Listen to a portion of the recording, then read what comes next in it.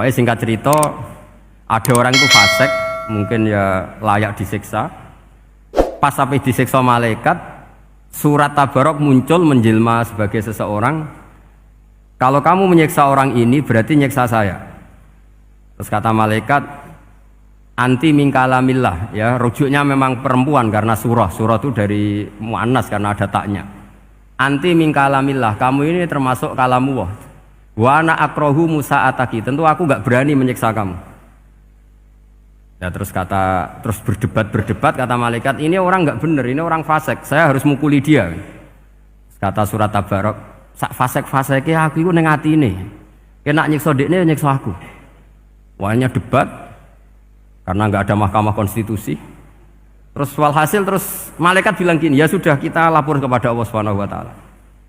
Lapor, akhirnya surat Tabarok ini cerita ke Allah, ya Allah, ini orang setiap kali datang ke saya dari sekian surat-surat yang ada di Quran, orang ini milih saya, yang dipelajari ya saya, yang dihafalkan juga saya. Ini kata surat Tabarok kepada Allah.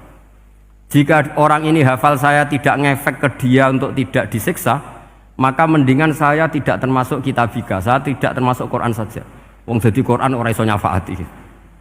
Terus kata Allah, lho kowe kok emosi kata Allah. Ya harus emosi dong Gusti. Masa wis dadi Quran kok gak iso nyafaati sing apal.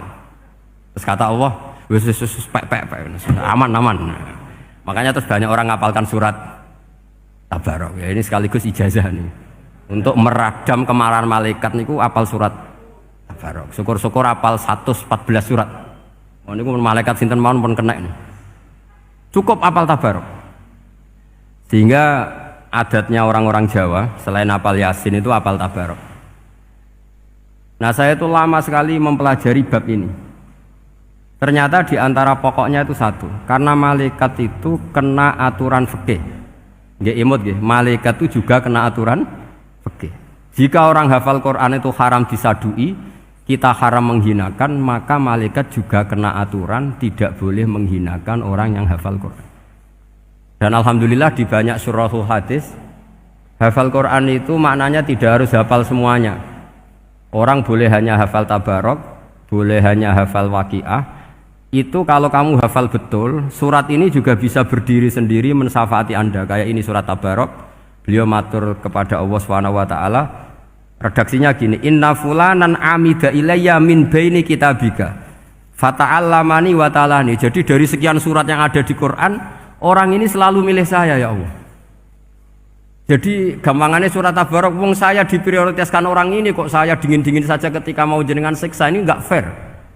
Apa gunanya saya sebagai kalamullah, sebagai kalamuka ya Allah, kemudian enggak ngefek kepada orang ini.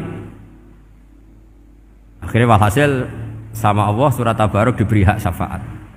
Makanya akhirnya semua ulama ijma yang bisa mensyafaati itu adalah satu Quran, dua Rasulullah SAW, ketiga orang-orang soleh dan seterusnya.